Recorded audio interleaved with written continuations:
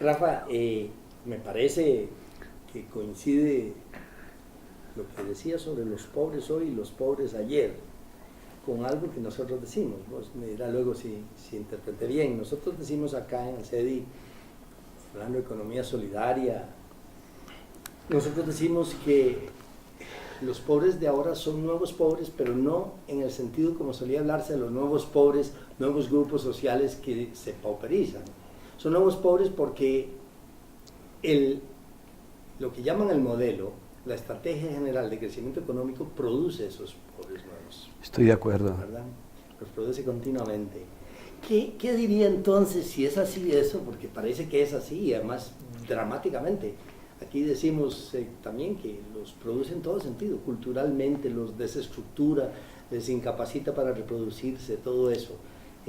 Bueno, entonces, ¿cómo ante esa nueva realidad de pobres y pobrezas, no sé si está bien dicho como lo voy a decir, cabe reformular o dar nuevo sentido a la opción preferencial por los pobres en esta época en América Latina? Es que la realidad te determina la opción por los pobres. En los años 70, que yo vine a América Latina, eran los pobres sujetos de transformación. Organizar a los pobres, los sindicatos, los movimientos de la sociedad civil, que no se hablaba tanto de sociedad civil en esa época, y la Iglesia comprometida, acompañando y como sujetos de grandes transformaciones. Era el horizonte. Yo viví la revolución nicaragüense, pues era acompañar para tomar el poder. Yo creo que en ese sentido no se puede hablar de los pobres a corto plazo actualmente, sino que es crear conciencia primero de su dignidad, porque eso es muy importante, que tomen conciencia de su dignidad y de sus derechos, y cómo luego organizar respuestas alternativas al gran sistema que no tiene a corto plazo, no se le ve salida.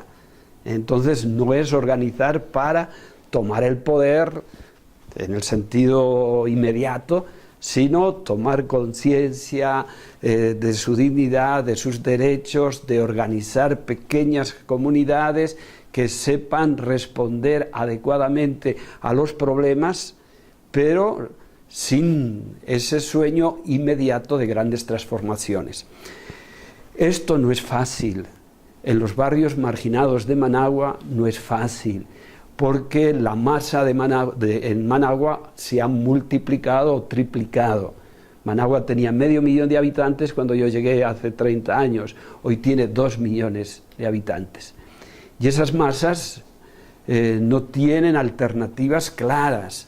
Entonces, yo me atrevo a decir que la alternativa para los barrios populares de Managua son las sectas, si quieren desahogarse un poquito, o las pandillas, que la pandilla tiene también ese sentido de organización, de solidaridad entre ellos, pero son dos elementos, a mi modo de ver, negativos, pero de la subcultura de los pobres, y eso hay que plantearlo desde ahí.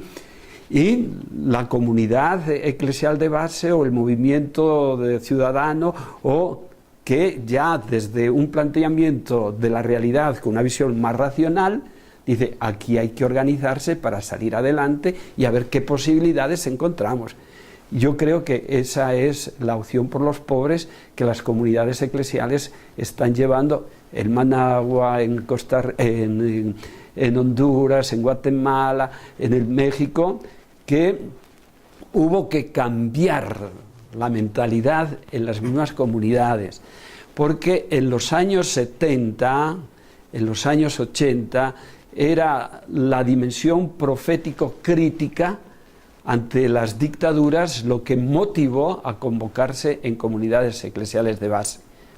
No eran las necesidades vitales, como qué llevo para comer a mis hijos hoy, sino eran comunidades que tenían más o menos un estatus económico pobre, pero habría una sobrevivencia.